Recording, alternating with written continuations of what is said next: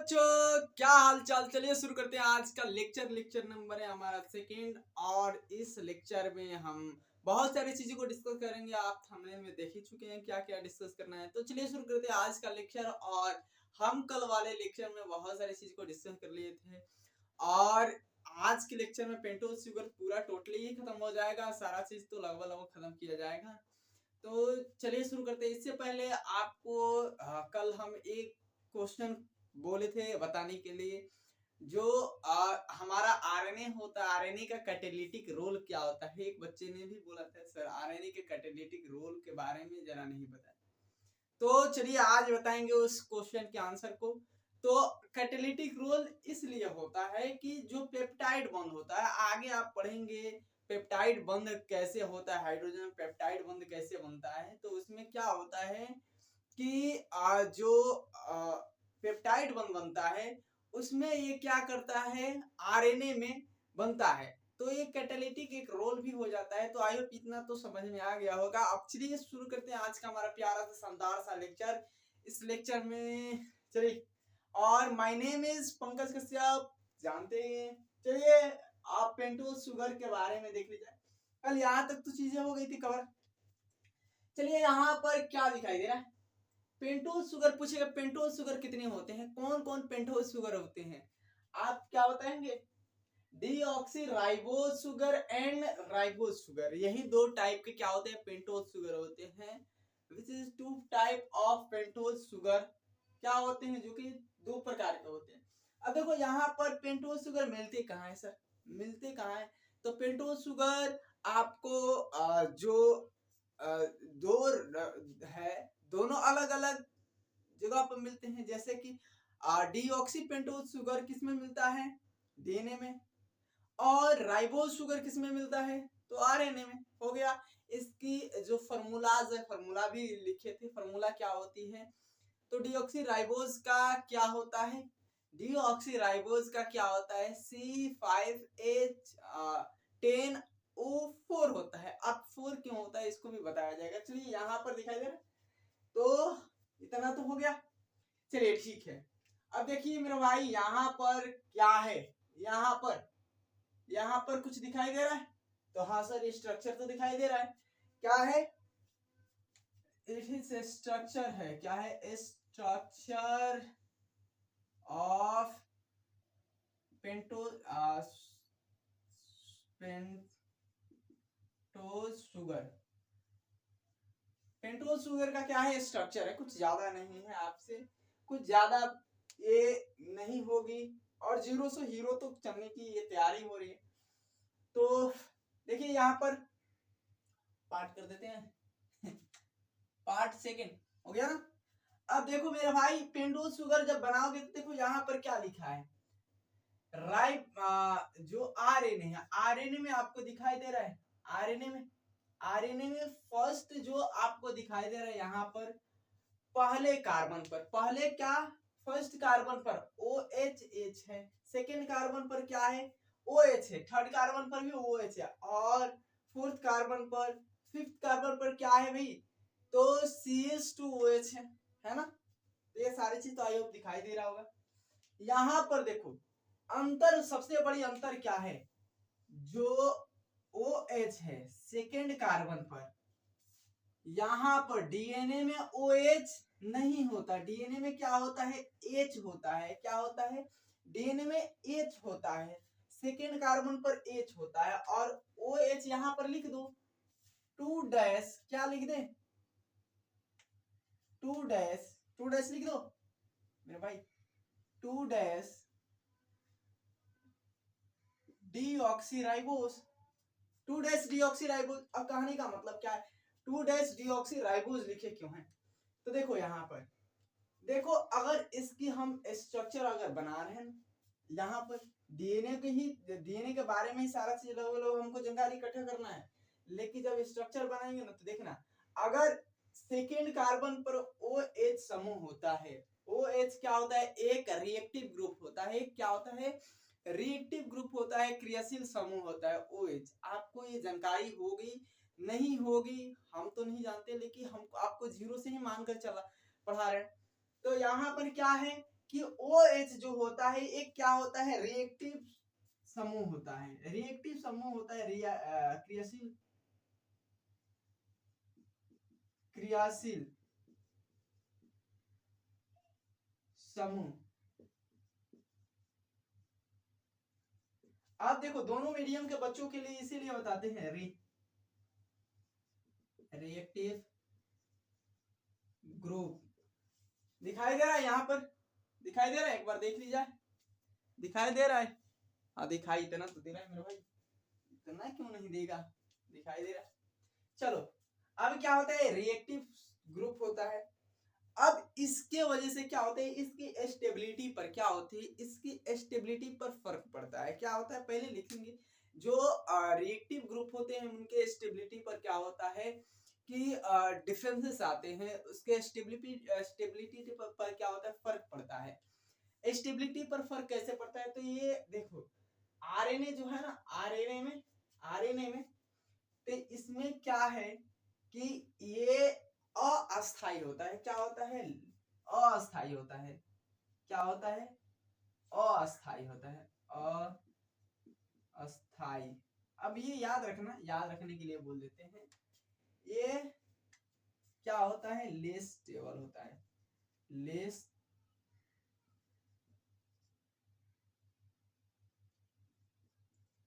Stable होता है, कम अस्थाई होता है, या लिख दो कम अस्थाई होता है। अरे यहाँ पर कम अस्थाई होता है, हो गया ना।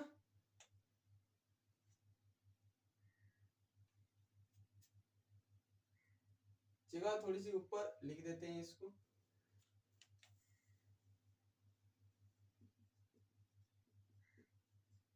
कम अस्थाई होता है।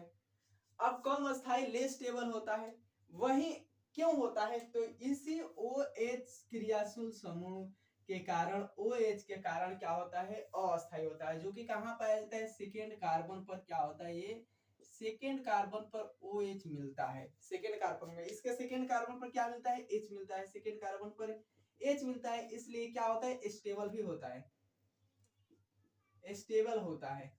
क्या होता है, ज्यादा स्टेबल होता है, मोर स्टेबल होता है, आपको बताया जाएगा आगे, फिर बताया जाएगा। तो क्या होता है, स्टेबल होता है, लेस स्टेबल होता है, ये क्या होता है, मोर स्टेबल होता है, मोर स्टेबल, ज्यादा से ज्यादा स्टेबल, लेस स्टेबल होता है। इतना तो समझ में आ गया होगा। इसको स्ट्रक्चर बनाने के लिए हम बहुत सारे ये है। अब थोड़ी सी इसकी बॉन्डिंग देख ले कि बॉन्डिंग कैसे कैसे बॉन्ड करता है, कैसे कैसे बॉन्ड जुड़ता है, कैसे कैसे फॉर्म करता है, इसको देख ले मेरे भाई। तो यहाँ पर इसको वीडियो को पॉज कर लो, पॉज करके नोट कर लो मेरे भाई, मिटा दे, ओके ओके, मिटा देते हैं, मिटा देते हैं। चलो अब देखो इसकी क्या देख लेते हैं हम, इसकी जो स्ट्रक्चर है, कैसे कैसे बनता है, कैसे कैसे फॉर्म करता है, ये सारी चीज देख ले, देख ले। चलो यहाँ पर हम डीएनए की देख लेते हैं। अब देखो यहाँ पर है क्या, सबसे पहले हम बना लेते हैं, यहाँ पर दिखाई दे रहा ना, थोड़ी सी गड़बड़ बन जाए,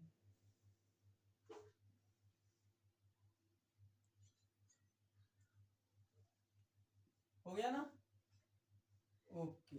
चलो यहाँ पर OH H H H H और OH H H 5 dash CH2OH, इतना हो गया, इतना हो गया मेरे भाई। अब देखो तुम लोग कहोगे जे सर यहाँ पर इस चीज को आप कैसे बता रहे हैं, कैसे लिखवा रहे हैं, तो हम आपको क्या करें कि केवल बॉन्ड बता रहे हैं, कैसे बॉन्ड फॉर्म करेगा, कैसे बॉन्डिंग होगी, कैसे आप देखेंगे कि कैसे बनता है न्यूक्लियोटाइड, कैसे बनता है न्यूक्लियोसाइड, ये सारी चीज आपको हम पैरेलली बता चुके हैं। और अभी भी इसको हम स्ट्रक्चर के जो माध्यम है, मीडियम से हम आपको बताना चाहते हैं। तो यहाँ पर इसको आपको स्ट्रक्चर दिखाई दे रहा है, हमको जरा बताना किसका स्ट्रक्चर है मेरे भाई, ये स्ट्रक्चर किसका है मेरे भाई? ये क्या है? डीएनए का स्ट्रक्चर है। सर कहोगे डीएनए का स्ट्रक्चर है, ऑब्वियसली डीएनए का स्ट्रक्चर ही है। अब देखो डीएनए के स्ट्रक्चर में आपको दिखाई दे रहा है कि यहाँ पर सेकेंड कार्बन पर क्या है? केवल एच है। सेकेंड कार्बन पर एच है, इसीलिए आपको पहचान में आया कि क्या है? डीएनए का ही स्ट्रक्चर है। अब सबसे पहले हम क्या जोड़ते हैं? तो इसमें तो N2 बेस जोड़ते हैं। सबसे पहले क्या जोड़ते हैं कि N2 जो बेस जोड़ते हैं, तभी ना बनेगा क्या? Nucleoside, phosphate group. उसके बाद जोड़ेंगे, समझ में आ रहा है? तो फॉस्फेट ग्रुप जोड़ने के बाद क्या बनेगा? न्यूक्लियोटाइड। तो आपको सबसे पहले न्यूक्लियोसाइड बनाने के लिए क्या जोड़ेंगे? तो पेंटोज शुगर में क्या जुड़ता है? नाइट्रोजन बेस जुड़ता है। तो हमको क्या करना है कि कुछ नहीं करना है, यहाँ पर जो फर्स्ट पहले कार्बन है, पहले कार्बन पर क्या दिया है मेरे भाई? पहले कार्बन पर OH है, यहाँ पर OH लिख देते हैं पहले। और OH की जगह पर आपको क्या करना है? यहाँ पर तो नाइट्रोजन बेस जोड़ देना है। क्या डालना है? N2 बेस जोड़ देना है। समझ में आ रहा है? N2 बेस जोड़ दोगे तो आपको ये क्लियर हो जाएगा कि हाँ अब ये हमारा क्या बन चुका? तो अब ये न्यूक्लियोसाइड बन चुका। क्या बन चुका? यहाँ पर तो इसको फिगर को बना लो बढ़िया तरीके से, इसको मिटा देना। अब तो समझ में आ गया कि यहाँ पर OH को हटा देंगे, OH को हटाकर क्या जोड़ देंगे? N2 बेस जोड़ देंगे। क्या जोड़ देंगे? N2 base. अब समझ में आ गया मेरे भाई? N2 बेस कैसे जोड़ेंगे? ओके। अभी यहाँ पर ये नाइफ चाकू के जैसे हो गया था। चलो यहाँ पर अब तो समझ में आ गया। अच्छा दूसरे इससे चलो ठीक है मेरे भाई, दूसरे ले लिए मार्कर। अब देखो यहाँ पर क्या होगा? तो यहाँ पर तो हमारा क्या बन चुका? न्यूक्लियोसाइड बन चुका, न्यूक्लियोसाइड बन चुका।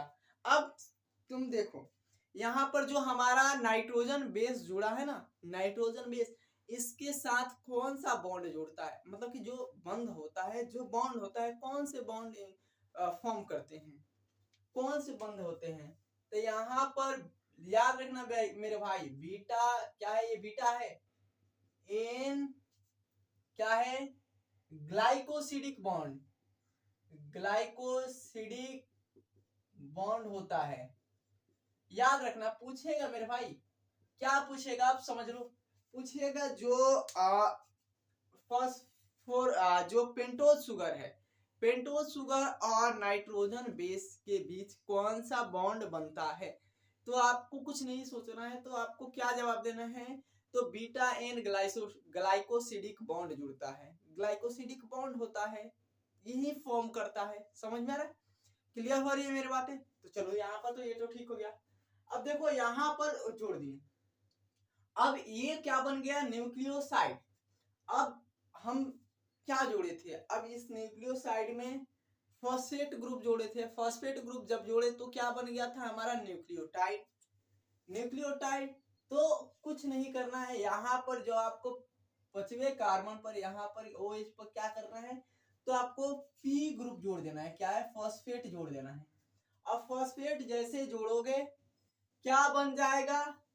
तो ये बन जाएगा न्यूक्लियोसाइड। क्या बन जाएगा?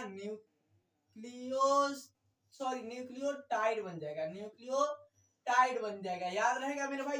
क्या बनेगा? न्यूक्लियोटाइड। अब न्यूक्लियोटाइड बन गया।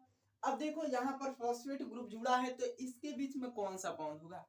जो शुगर होता है, जो शुगर होता है और फास्फोरस होता है, उसके बीच में, फॉस्फेट के बीच में कौन सा बॉन्ड बनता है?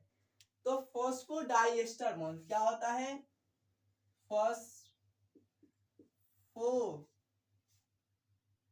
क्या होता है? Phosphoester bond, sorry, phosphoester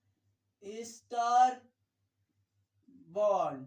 phosphodiester bond अभी नहीं बनेगा, फॉस्फोडाइएस्टर बॉन्ड अभी बताएंगे जो कैसे बनेगा। तो यहाँ पर फॉस्फोएस्टर बॉन्ड जुड़ गया। यहाँ पर कोई समझ में बातें नहीं आई तो बोलो। यहाँ पर क्या है? तो फास्फोरस और शुगर के बीच में जो बॉन्ड फॉर्म करता है उसे क्या कहते हैं? Phosphoester bond.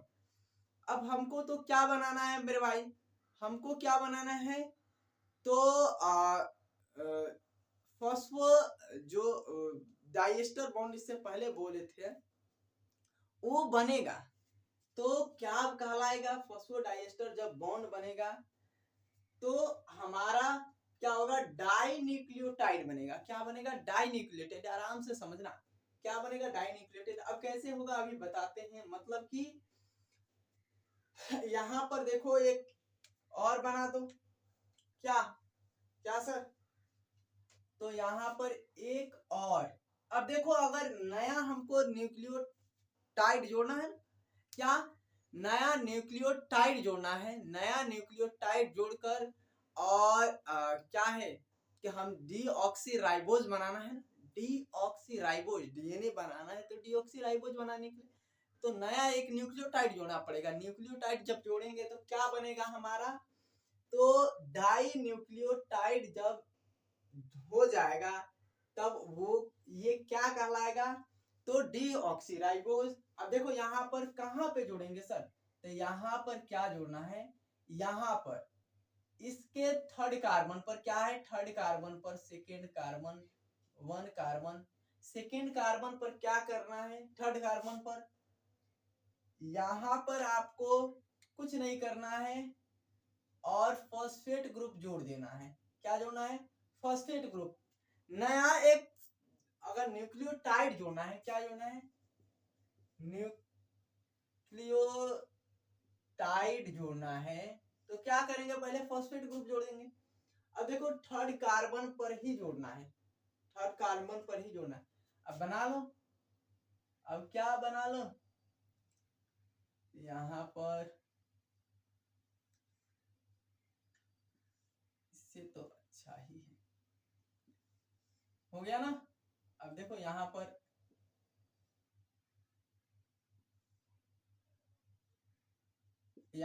यहाँ पर जोड़ लो। ओ है, इसका इंक खत्म हो चुका है लग रहा है, चलो डाल दीजिए। यहाँ पर फिर क्या जोड़ेंगे मेरे भाई? N2 बेस जोड़ेंगे, N2 बेस जोड़ेंगे। समझ में आ रहा है?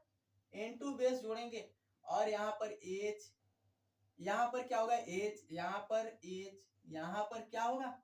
OH, यहाँ पर H और यहाँ पर क्या जुड़ेगा मेरे भाई? तो यहाँ पर H और 5-CH2 और क्या जुटेगा? तो अब कुछ नहीं जुटेगा। यहाँ पर थोड़ी सी और इसके नियर बना देते हैं, CH2। हो गया ना? अब तुमको दिखाई दे रहा है मेरे भाई क्या बना यहाँ पर? तो यहाँ पर अब ये बना डाई, क्या बना? Dinucleotide, dinucleotide. क्या बना? डाई न्यूक्लियोटाइड बना। समझ में आ रहा है मेरे भाई? क्या बना? Dinucleotide. अब देखो यहाँ पर जब डाई न्यूक्लियोटाइड है ना, तो यहाँ पर ये जो फॉस्फोएस्टर बॉन्ड बना है, एक न्यूक्लियोटाइड होगा तो फॉस्फोएस्टर बॉन्ड ठीक है, एक न्यूक्लियोटाइड के लिए फॉस्फोएस्टर बॉन्ड ठीक है। लेकिन यहाँ पर जब दो न्यूक्लियोटाइड बनेगा, क्या ये तुमको दिखाई दे रहा है? दो न्यूक्लियोटाइड, एक एक दो, तब यहाँ पर क्या होगा? तो यहाँ पर फॉस्फो क्या होगा? डाई एस्टर बॉन्ड होगा। क्या होगा? Diester bond. क्या होगा? Diester bond. अब ये आपको क्लियर हो गया, डाई एस्टर और फॉस्फोडाइएस्टर बॉन्ड। समझ में आ रहा है मेरे भाई? क्लियर हो रही है मेरी बातें? क्या है? एक न्यूक्लियोटाइड था तो क्या था? Phosphoester bond. एक न्यूक्लियोटाइड, दो न्यूक्लियोटाइड हुआ तो क्या हुआ? दो न्यूक्लियोटाइड हुआ तो क्या हुआ? डाई न्यूक्लियोटाइड तो हुआ, लेकिन यहाँ पर बॉन्ड कौन सा हो गया? Phosphodiester bond. और देखो यहाँ पर इसके बीच में बीटा एन ग्लाइकोसिडिक बॉन्ड रहेगा। समझ में आ रहा है? ये रहेगा। अगर तुमको बोला जाए मेरे भाई कि अगर हमको 3 न्यूक्लियोटाइड जोड़ना है, 3 न्यूक्लियोटाइड जोड़ना है, तो ट्राई न्यूक्लियोटाइड 4 मतलब कि 4, 5, 6 और मल्टीपल न्यूक्लियोटाइड जोड़ दे, तब क्या कहलाएगा? तब क्या करेगा? पोली न्यूक्लियोटाइड। इसे ही क्या बोला जाता है? पोली न्यूक्लियोटाइड। पोली न्यूक्लियोटाइड यही ना है पॉलीन्यूक्लियोटाइड। मतलब कि मल्टीपल ही, अगर 2 जोड़े तो डाई हुआ, 3 जोड़े तो ट्राई हुआ, 4 जोड़े तो टेट्रा हुआ, 5 जोड़े तो पेंटा न्यूक्लियोटाइड, 6 हुआ तो हेक्सा न्यूक्लियोटाइड, 7 हुआ तो हेक्टा। तो ऐसे जोड़ते जाएंगे। अगर मल्टीपल न्यूक्लियोटाइड जोड़ेंगे तो क्या होगा, तो हमारा एक पॉलीन्यूक्लियोटाइड बनेगा। ये तो क्लियर हो गया। अब देखो, अब क्वेश्चन में ये कर सकता है कि दो न्यूक्लियोटाइड के बीच में एक फॉस्फो डाइएस्टर बॉन्ड बना है। तो अगर 10 मान लो, 5 मान लो, 5 7 न्यूक्लियोटाइड है, 10 न्यूक्लियोटाइड है, तो इसके बीच में कितने फॉस्फोडाइएस्टर बॉन्ड बनेंगे? कितने फॉस्फोडाइएस्टर बॉन्ड बनेंगे जरा बताना कितने फॉस्फोडाइएस्टर बॉन्ड बनेंगे। तो यहाँ पर जब तुमको ये कहा जाए तो कम से कम जवाब को सोच लेना, समझ लेना और उसके बाद देना। अगर देखना, अगर क्या है, अगर एन क्या है, न्यूक्लियोटाइड की संख्या है। क्या है? न्यूक्लियोटाइड नंबर है, न्यूक्लियोटाइड नंबर है। तो क्या होगा, n-1 क्या बनेगा, फॉस्फोडाइएस्टर बॉन्ड बनेगा। समझ में आ रहा है? क्या बनेगा? Phosphodiester bond. मतलब एक कम क्या होगा, फॉस्फोडाइ। अगर 15 है न्यूक्लियोटाइड की संख्या तो कितना होगा, 14 होगा क्या हमारा, फॉस्फोडाइएस्टर बॉन्ड। तो ये सारे चीज आई होप क्लियर हो गया होगा। ये सारे चीज बढ़िया तरीके से समझ में आया होगा, जो चीज आपको बढ़िया तरीके से बताया गया। समझ में हो गया? ये सारी चीजें हो गई ना। वीडियो को पॉज कर लो, पॉज करके नोट कर लो। फिर से एक बार बता देते हैं, तब तक पॉज करके नोट कर लो। यहाँ पर देखो, यहाँ पर हम नाइट्रोजन बेस जोड़े तो क्या हो गया हमारा, नाइट्रोजन बेस जोड़े तो हमारा बन गया न्यूक्लियोसाइड। जब पेंटोज शुगर जोड़े, पेंटोज शुगर में क्या जोड़े, फॉस्फेट ग्रुप जोड़े तो क्या बन गया, न्यूक्लियोटाइड। और नाइट्रोजन बेस और पेंटोज शुगर के बीच में कौन सा बॉन्ड होता है, तो बीटा एन ग्लाइकोसिडिक बॉन्ड। और पेंटोज शुगर और फॉस्फेट ग्रुप के बीच में कौन सा बॉन्ड होता है, तो फॉस्फोडाइएस्टर बॉन्ड। डाइएस्टर बार बार आ रहा है। यहाँ पर ये हो गया। अगर एक और हम न्यूक्लियोटाइड जोड़ दें, क्या न्यूक्लियोटाइड एक और जोड़ दें, तब क्या कहलाएगा, ये फॉस्फो डाइएस्टर बॉन्ड। तो ये कहलाएगा डाई न्यूक्लियोटाइड। क्या कहलाएगा, 2 न्यूक्लियोटाइड जोड़ेंगे तो डाई, 3 जोड़ेंगे तो ट्राई। समझ में आ रहा है? अगर इसके बीच में पूछेगा ये 10 न्यूक्लियोटाइड है, 15 न्यूक्लियोटाइड है, तो इसके बीच में कितने फॉस्फो डाइएस्टर बॉन्ड बनेंगे, तो जितने होंगे वो एक, मतलब कम उससे बनेंगे। ये हो गया। चलो मिटा देते हैं। चलो यहाँ पर देखो, गुनगुनाते रहो, हंसते रहो, खेलते रहो और मास्टर के साथ पढ़ते रहो। समझ में आ रहा है? आपकी जो नीट की जर्नी है, नीट की कॉन्सेप्ट है, बहुत बढ़िया तरीके से हम क्लियर करा देंगे। समझ में आ रहा है? हम इसमें क्या सहयोग कर सकते हैं, अगर हम कितना हो पढ़ाए, आप लोग थोड़ी सी उसको वहां पे आप बढ़िया से मेहनत नहीं करें, आपको तो कुछ नहीं होने वाला, किसी बच्चे के कुछ नहीं होने वाला। जो बच्चा है ना अपने आप को महान क्या बोलते हैं, भगीरथ समझ रहा है, भगीरथ, उसको कुछ नहीं आएगा। समझ में आ रहा है? तो पढ़ते रहना। यहाँ पर लिखो, अब थोड़ी सी हम डिफरेंसेस बता देते हैं कि न्यूक्लियोटाइड, न्यूक्लियोसाइड और इन नाइट्रोजन बेस में क्या अंतर होता है, क्या डिफरेंस बता देते हैं।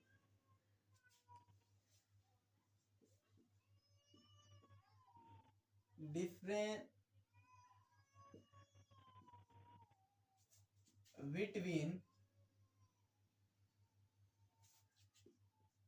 इनटू बेस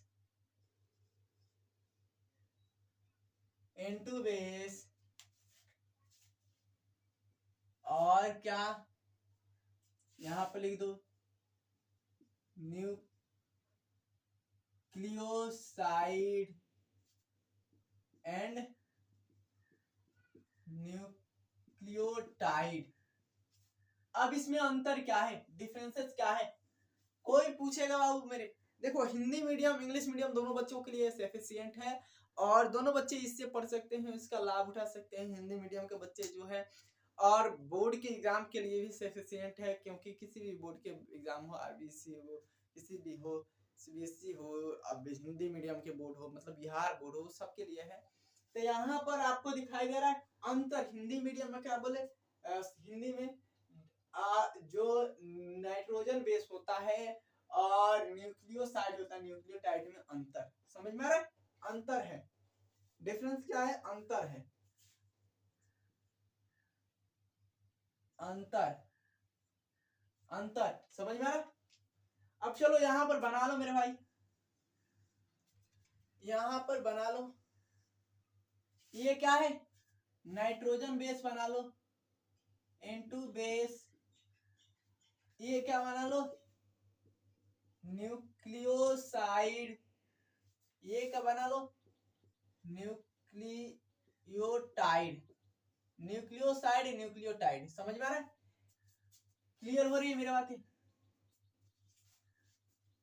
अब जरा बताना, अब जरा बताना, जो न्यूक्लियोटाइड होता है, न्यूक्लियोटाइड, न्यूक्लियोटाइड तो समझ में आ गया, न्यूक्लियोसाइड समझ में आ गया, दोनों में अंतर क्या है, आपको ये समझ में आया, इस दोनों में अंतर क्या है, न्यूक्लियोसाइड और न्यूक्लियोटाइड में, हमको जरा कमेंट करना, इस क्वेश्चन को बताना। यहाँ पर हम बताना चालू कर देते हैं। यहाँ पर देखो, फर्स्ट ऑफ ऑल क्या है हमारा N2 बेस, N2 बेस में आपको पढ़े हो कि एडेनिन होता है, ग्वानिन होता है, साइटोसिन होता है, थाइमिन होता है, क्या होता है, एडेनिन, एडेनिन, सेकेंड क्या होता है, गुआनिन, थर्ड मान लो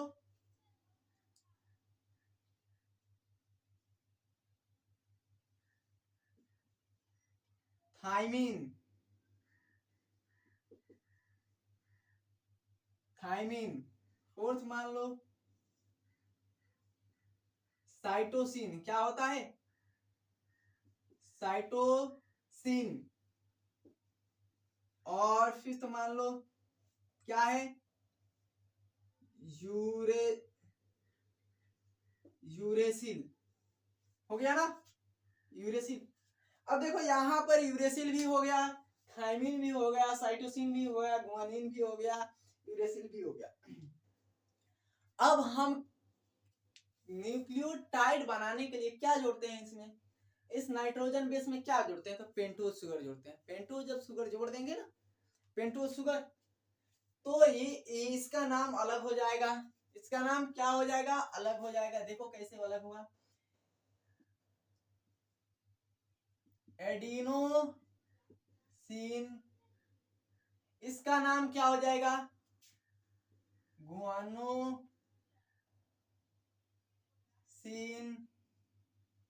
इसका क्या हो जाएगा, थाइमिडिन, और इसका साइटिडिन, इसका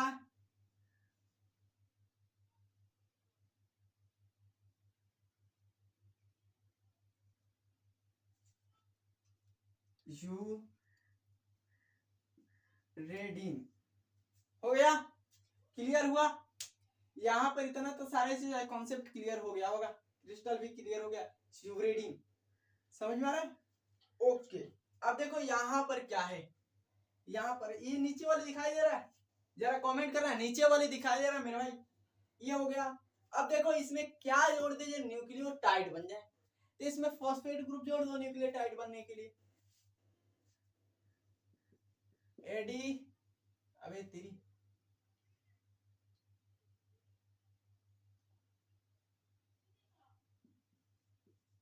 एडिनाइलिक एसिड, गुआनाइलिक एसिड, ये क्या हो जाएगा, थाइमिडाइलिक एसिड, ये क्या हो जाएगा, साइटी, क्या हो जाएगा, साइटी डाइलिक एसिड, ये क्या हो जाएगा, यूरिडाइलिक एसिड। ये हो गया, ये क्लियर हुआ। यहाँ पर क्या है, डिफरेंसेस है कौन कौन से में, तो नाइट्रोजन बेस न्यूक्लियोसाइड और न्यूक्लियोटाइड में। नाइट्रोजन बेस ये है, न्यूक्लियोसाइड ये है और न्यूक्लियोटाइड ये है। आई होप ये सारे चीज क्लियर हो गया होगा, सारे क्रिस्टल क्लियर हो गया, कॉन्सेप्ट क्लियर हो गया कि जो एडेनिन है इसमें क्या हो जाएगा, इसके साथ क्या जुड़ेगा तो क्या बनेगा, न्यूक्लियोसाइड। तो इसके साथ पेंटोज शुगर जुड़ेगा तो क्या बनेगा, एडिनोसिन बनेगा। इसके साथ क्या जुड़ेगा तो न्यूक्लियोटाइड बनेगा। तो इसके साथ फॉस्फेट जुड़ेगा तो एडिनाइलिक अम्ल बनेगा। अगर पूछता है कि थाइमिडाइलिक अम्ल होता है या अम्ल होता है, तो थाइमिडाइलिक अम्ल ही होता है, क्षार तो होता नहीं है। यहाँ पर अगर कह दे कि अगर साइटिडाइलिक एसिड है, साइटिडाइलिक न्यूक्लियोसाइड का एग्जाम्पलेनेशन है, तो क्या सही है, जो थाइमिडाइलिक या साइटिडाइलिक एसिड है न्यूक्लियोसाइड का एग्जाम्पलेनेशन है, तो ये गलत हो जाएगा। वहां पे तुम्हारी अगर बैल बुद्धि में ये नहीं गई तो गलत हो जाएगा वहां पे। समझ में आ रहा है? तो ये सारी चीज पैरेलली इसको नोट कर लो मेरे भाई, वीडियो को पॉज करके। समझ में आ रहा है? ओके चलो हो गया। ओके मिटा दे, मिटा ही दे। चलो मेरे भाई, इतना तो समझ में आ गया। इतना अगर कोई ऐसा है जिसको नहीं समझ में आया तो बोलना, फिर से उसको पिटाई की जाएगी। हाँ, जो अगर देखते हो ना कि मूवी में कैसे एक्शन चलता है, सेम वैसे यहाँ से एक्शन चलेगी। समझ में आया? तो मेरे भाई समझ में आ गया, ये सारी चीज क्लियर होगी। अब मेन टॉपिक, मेन हमारा एकदम अब बढ़िया से बढ़िया टॉपिक आया है। ये सारी चीज तो बढ़िया ही थे, बट बढ़िया अब टॉपिक आया है कि हमको अब डीएनए की अब बारे में बात करेंगे, डीएनए की साइज के बारे में बात करेंगे। सबसे पहले डीएनए की साइज क्या होती है, कैसी होती है, किसकी किसकी डीएनए की साइज कैसी होती है, तो समझ में आ रहा है? तो चलो यहाँ पर क्या देख लेते हैं, साइज ऑफ डीएनए, डीएनए का साइज, डीएनए का साइज क्या होता है। अब हमारे एनसीईआरटी में क्या दिया है मेरे भाई, एनसीईआरटी में डीएनए की आपको साइज दिया है। तो अगर ह्यूमन डीएनए की साइज दिया है तो ह्यूमन डीएनए की साइज कितना दिया है, जरा हमको बताना। ह्यूमन डीएनए की साइज कितना दिया है, तो वो भी दिया है तो हेप्लॉइड ही दिया है, डिप्लॉइड तो डीएनए का साइज दिया नहीं। हेप्लॉइड भी दिया है तो कितना दिया है, कितना है ह्यूमन डीएनए के, इवन सारा चीज दिया है टोटली। जैसे कि आपको कोलिफेज इंटू 174 का भी साइज दिया है, ह्यूमन डीएनए का भी साइज दिया है, आपको बैक्टीरिया का भी साइज दिया है। तो कितना दिया है मेरे भाई, जरा ये आपको यदि पता है तो कमेंट करना। कुछ मतलब ये नहीं है कि आप कमेंट नहीं कर सकते, पता है तो हम बता देंगे, उसके बाद आप कर सकते हैं कि सर हमको पता था चीजें। तो चलो हम देख लेते हैं यहाँ पर। अब देखो क्या दिया है, ह्यूमन डीएनए की साइज दिया है, वो भी क्या दिया है, हेप्लॉइड। क्या दिया है, human haploid, haploid DNA size यही दिया है। अब अर्ध जो हेप्लॉइड है मतलब कि जो आधा डीएनए है, क्या है, आधा डीएनए है, अगुणित डीएनए। यहां पर लिख दे, मानो के अगुणित, अगुणित डीएनए साइज, अगुणित डीएनए के साइज। समझ में आ रहा है, साइज से। अब देखो इसमें दिया कितना है, तो 3.3 मल्टीपल 10 के पावर क्या दिया है, 9 दिया है। अब क्या है, हेप्लॉइड है, वो भी क्या है, बेस पेयर। अब देखो बेस पेयर यानी लिख देते हैं 4 युग्मक बेस पेयर, बेस पेयर। समझ में आ रहा है, 4 युग्मक। ये सारे चीज तो समझ में आ रहा होगा, क्लियर हो रही होगी सारी चीजें। अब देखो अगर हेप्लॉइड दिया तो ह्यूमन डीएनए की साइज तो हेप्लॉइड होती नहीं, डिप्लॉइड होती है। तो डिप्लॉइड के लिए क्या लिखेंगे? अगर डिप्लॉइड पूछेगी तो, अगर डिप्लॉइड पूछ देगा तो क्या होती है बताओ? डिप्लॉइड यहाँ पर 6.6 मल्टीपल 10 के पावर 9 बेस पेयर होता है। क्या होता है? Base pair. अब बेस पेयर क्यों लगाए हैं भाई? अब देखना बेस पेयर कुछ ही में लगेगा, बेस पेयर क्यों लगता है? तो आपको पता है कि ह्यूमन डीएनए डिप्लॉइड होते हैं, हेप्लॉइड होता है तो बेस पेयर नहीं लगता। हेप्लॉइड होता है तो मतलब कि जैसे कि अगर हम लोग की जो अगुणित मात्रा होती, हेप्लॉइड होता तो बेस पेयर नहीं लगता। उसमें क्या होता है? तो उसमें न्यूक्लियोटाइड बोल देता है। उसमें क्या बोलता है? न्यूक्लियोटाइड बोलता है, न्यूक्लियोटाइड।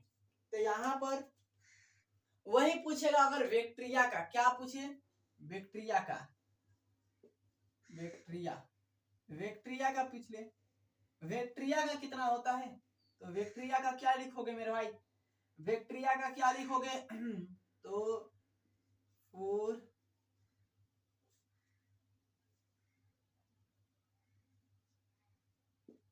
4.6 मल्टीपल 10 के पावर 6 होता है। यही ना होता है मेरे भाई?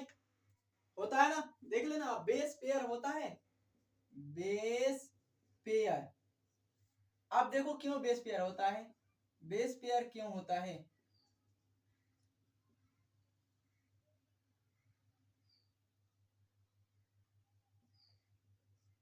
बेस पेयर क्यों होता है? तो आपको पता है कि जो बैक्टीरिया होता है उसमें क्या होता है? डीएनए जेनेटिक मटेरियल होता है। हम लोग में भी डीएनए जेनेटिक मटेरियल होता है। इवन कुछ में क्या होता है? जेनेटिक मटेरियल डीएनए नहीं होता है। डीएनए क्या होता है? नहीं होता है। कुछ में क्या होता है? आरएनए हो जाता है। तो अभी उसको देखेंगे अभी। अब देखो यहाँ पर इसकी बेस पेयर दे दिया है। देखो अब एक क्या दिया है? लेमडा, लेमडा फेज दिया है। क्या दिया है? Lambda phase. लेमडा फेज की क्या दिया है बताओ? लेमडा फेज की कुछ दिया है तो 48,502 दिया है। अब ये भी दिया है बेस पेयर, बेस पेयर दिया है लेमडा फेज की। यहां पर उसके बाद क्या दिया है? कोलीफेज इंटू 174 का दिया है। तो इसको क्या दिया है? इसको बताओ, कुछ बताओ, कुछ बताओ। हाँ 8 और क्या दिया है? 386। बहुत बढ़िया, न्यूक्लियोटाइड, न्यूक्लियोटाइड। अब ये क्या है? ये भी हमारा एक वायरस है। क्या है? ये हमारा एक वायरस है। इसमें क्या होता है? तो इसमें सिंगल स्टैंडर्ड क्या होता है? सिंगल स्टैंडर्ड डीएनए होते हैं। सिंगल स्टैंडर्ड डीएनए होते हैं। सिंगल स्टैंडर्ड डीएनए होते हैं किसमें? तो जो कोलीफेज इंटू 174 क्या है? एक वायरस है। और यहाँ पर क्या दिया है? लेमडा फेज यानी जीवाणु बोझ दिया है। ये भी क्या है? ये एक ये भी एक वायरस ही। यहाँ पर तुम लोग को तो इतना समझ में आ गया मेरे भाई कि ये सारी चीज हमारे पेज पर ये बस इतना सारा चीज को दिया था, सारा चीज को इतना दिया था। समझ में आया? बैक्टीरिया का, हेप्लॉइड डीएनए ह्यूमन की, यहाँ पर और क्या दिया है? लेमडा फेज का दिया है। और क्या दिया है? कोलीफेज का दिया है। न्यूक्लियोटाइड। अब न्यूक्लियोटाइड इसलिए नहीं लगाए हैं कि यहाँ पर क्या होता है? जब भी हेप्लॉइड होता है ना, हेप्लॉइड होता है तो हेप्लॉइड के लिए क्या लगाते हैं? न्यूक्लियोटाइड। अब ऐसा नहीं है कि हेप्लॉइड है तो इसके लिए न्यूक्लियोटाइड। इसका क्या होता है? इसमें दरअसल एक तो पहले ये वायरस है। वायरस में क्या होता है? Genetic material. इसमें डीएनए है।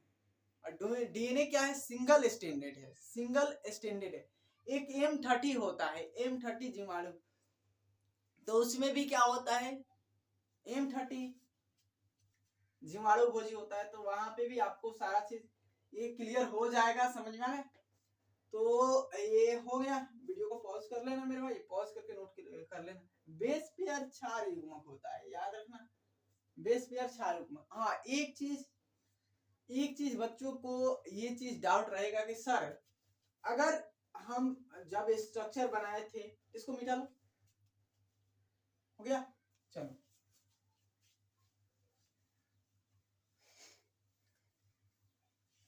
कि सर जब हमें स्ट्रक्चर बनाए थे, जब क्या बनाए थे, अब देखना है मेरे भाई, अब डीएनए की खोज बताएंगे, डीएनए की डिस्कवरी मिस्र वैज्ञानिक ने किया था, 1869 में किया था। और उसके बाद आएंगे विल्कलिन, फ्रैंकलिन आएंगे, ये सारे चीज आपको कल बताया जाएगा। विल्कलिन, फ्रैंकलिन और Watson Crick, x ray diffraction technique क्या होता है। उसके बाद आपको जो चरगाफ है, चरगाफ का लॉ बताया जाएगा, मतलब डीएनए हेलिक्स के बारे में बताया जाएगा। तो सारी चीज आपको कल कवर कराया जाएगा। अब देखो यहाँ पे एक चीज छोड़ दी, छोड़े क्या है बताना ही। देखो पूछेगा अगर जो डीएनए है, डीएनए डीएनए मतलब कि हम डीएनए के बारे में बात किए थे, डीएनए के स्ट्रक्चर बनाए थे। तो डीएनए के स्ट्रक्चर में अगर कोई नया न्यूक्लियोटाइड जोड़ना होगा, नया न्यूक्लियोटाइड जोड़ना होगा, तो किस डैश से किस डैश की तरफ जुड़ेगा। तो याद रखना 5 डैश से क्या जुड़ता है, तो 3 डैश की तरफ जुड़ता है। 5 डैश से 3 डैश की तरफ जुड़ता है। देख लेना, हमेशा कोई नया न्यूक्लियोटाइड जुड़ेगा तो 5 डैश से 3 डैश की तरफ, मतलब 3 डैश से आगे। अब देखो यहाँ पे लिखे थे एक 3 डैश, यहाँ से फिर लिखे थे क्या 5 डैश। तो कहोगे तो नहीं मेरे भाई, वहां पे लिखे थे जो 3 डैश और 5 डैश दूसरा कुछ था, मतलब कि वो क्या था, फॉस्फोडाइएस्टर बीच के जो बॉन्ड होता है उसमें 5 से 3 होता है, लेकिन न्यूक्लियोटाइड जोड़ना है, क्या न्यूक्लियोटाइड जोड़ना है तो 5 से 3 डैश की तरफ, 5 से 3 डैश की तरफ। नहीं तो ये क्या है, फॉस्फोडाइएस्टर बॉन्ड के बीच है 3 डैश से 5 डैश। समझिए ना, ये समझ में आ गया होगा, क्लियर हो गई होगी। और चलिए मिलते हैं नेक्स्ट वीडियो में। और आपसे क्या करना, बढ़िया तरीके से पढ़ाई करते हैं, और सेशन बढ़िया लगे तो इसको लाइक कर दीजिए, सब्सक्राइब कर दीजिए और शेयर कर दीजिए। चलिए मिलते हैं नेक्स्ट वीडियो में। जय हिंद।